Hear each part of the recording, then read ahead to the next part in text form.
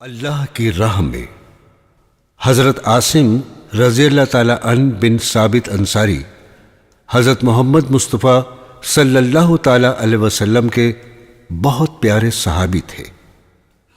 حضور اکرم نے خاموشی کے ساتھ دشمنوں کا حال دریافت کرنے کے لیے 10 آدمی بھیجے۔ ان 10 آدمیوں میں حضرت عاصم بن ثابت انصاری بھی تھے، اور انہیں کو حضور صلی اللہ تعالی علیہ وسلم نے اس جماعت کا امیر مقرر کیا۔ یہ لوگ جب دشمنوں کے قریب ایک جگہ پہنچ گئے تو دشمنوں کو کسی نہ کسی طرح ان کے آنے کی اطلاع ہو گئی۔ وہ تقریباً 100 آدمی مسلح تیر کمان لے کر اور گروہوں میں بٹ کر ان کی تلاش میں نکل پڑے اور ان کے قدموں کے نشان دیکھتے ہوئے چلے۔ جب حضرت عاصم اور ان کے ساتھیوں کو معلوم ہوا تو ایک جگہ یہ لوگ چھپ گئے، لیکن دشمنوں کو ان کا پتہ چل گیا اور انہوں نے ان کو گھیر لیا اور کہا، اپنے آپ کو ہمارے حوالے کر دو، ہم تم سے وعدہ کرتے ہیں کہ ہم تم کو قتل نہیں کریں گے۔ حضرت عاصم نے کہا، میں ان لوگوں کی ذمہ داری پر اپنے کو ان کے سپرد کرنے پر تیار نہ ہوں گا جو اللہ اور اس کے رسول کو نہیں مانتے۔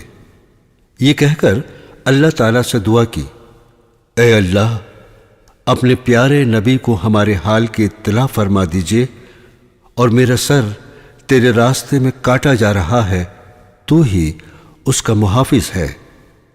اب کیا تھا، دشمنوں کی طرف سے تیروں کی بارش ہونے لگی۔ انہوں نے بھی اپنے ترکش سے تیر نکال کر مقابلہ کیا۔ آخر کار مقابلہ کرتے ہوئے شہید ہو گئے۔ اللہ تعالیٰ نے ان کی دعا قبول فرمائی۔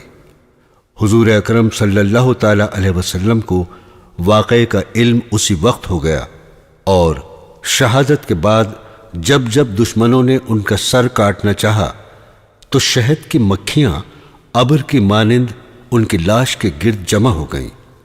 دشمنوں نے سوچا رات کو جب یہ اڑ جائیں گی تو سر کاٹ لیں گے، مگر رات کو ایسی تیز بارش ہوئی کہ ان کی لاش کو وہ بہا لے گئی۔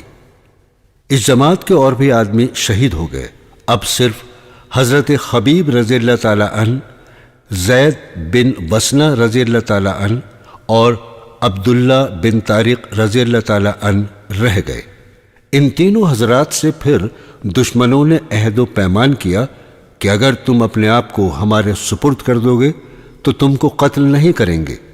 یہ تینوں آدمی ان کے وعدے پر ان کے پاس آ گئے، لیکن جب انہوں نے ہتھیار ڈال دیے تو دشمنوں نے بد عہدی شروع کی۔ انہی کی کمانوں کے تانت نکال کر ان کے دونوں بازو باندھ دیے۔ عبداللہ بن طارق نے کہا، یہ پہلی بد عہدی ہے، خدا کی قسم میں تمہارے ساتھ نہیں جاؤں گا۔ میرے لیے یہی بہتر ہے کہ میں ان شہیدوں کی پیروی کروں، اور میں انہی کی پیروی کروں گا۔ دشمنوں نے ان کو زور سے کھینچا، لیکن انہوں نے اپنی جگہ سے جنبش نہ کی۔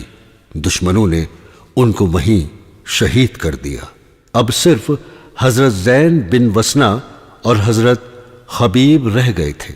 ان کو گرفتار کر کے یہ لوگ مکہ لائے۔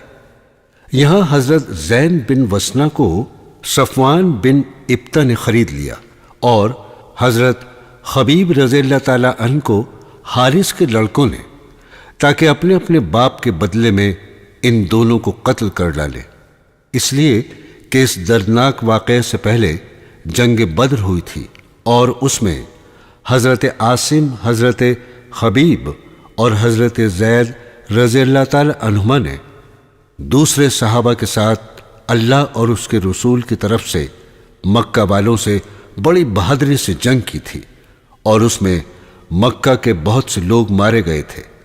مکہ والے انتقام کی آگ میں جل رہے تھے، لیکن اللہ کے رسول کا مقابلہ کرنا ابھی ان کے بس میں نہیں تھا، اس لیے وہ ان 2 بے کس انسانوں کو قتل کر کے اپنی آگ بجھانا چاہتے تھے۔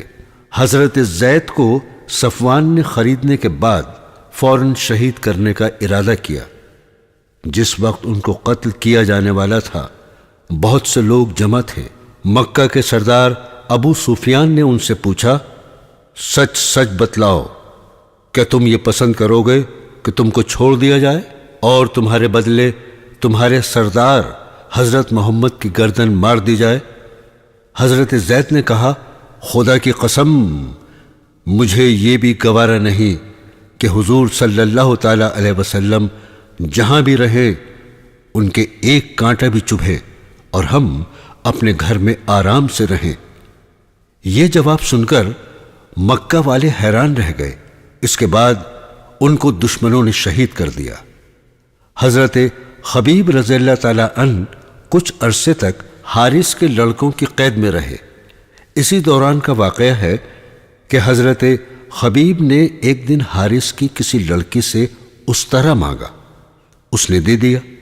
اس عورت کا ایک چھوٹا بچہ ماں کی غفلت سے حضرت خبیب کے پاس آ گیا۔ انہوں نے اس کو اپنے زانوں پر بٹھا لیا اور اس وقت استرا ان کے ہاتھ میں تھا۔ یہ حال دیکھ کر عورت بہت پریشان ہوئی۔ حضرت خبیب نے اس کی پریشانی دیکھ کر کہا، تم ڈرتی ہو کہ میں اس کا قتل کر دوں گا؟ نہیں، میں ہرگز ایسا نہ کروں گا۔ یہی عورت خدا کی قسم کھا کر کہتی تھی، میں نے حضرت خبیب کا جیسا اچھا قیدی کبھی نہیں دیکھا۔ اور وہ یہ بھی کہتی تھی کہ خدا کی قسم، میں نے ایک دن دیکھا کہ حضرت خبیب کے ہاتھ میں انگور کا خوشہ ہے اور وہ اس کو کھا رہے ہیں، حالانکہ وہ زنجیر میں قید تھے۔ مکہ میں اس وقت کوئی پھل نہیں تھے۔ وہی کہتی ہے کہ یہ انگور اللہ تعالیٰ کی طرف سے ان کو عطا ہوئے تھے۔ کچھ دنوں کے بعد یہ لوگ حضرت خبیب رضی اللہ تعالیٰ عنہ کو قتل کرنے کے لیے باہر لے گئے۔ حضرت خبیب نے کہا، مجھے اتنی مہلت دو کہ میں 2 رکعت نماز پڑھ لوں۔ یہ بات دشمنوں نے مان لی۔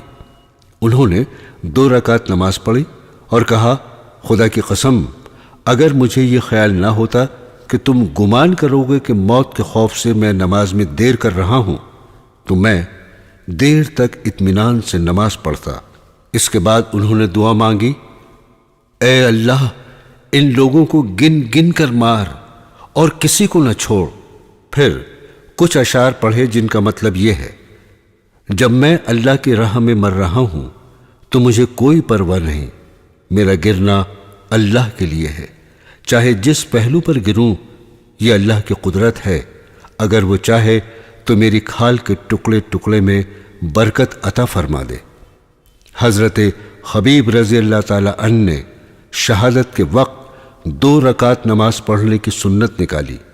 اللہ تعالیٰ نے حضور اکرم صلی اللہ تعالی علیہ وسلم کو ان کی شہادت کی اطلاع دی اور حضور اکرم نے اپنے ساتھیوں کو ان کی شہادت کی اطلاع دی۔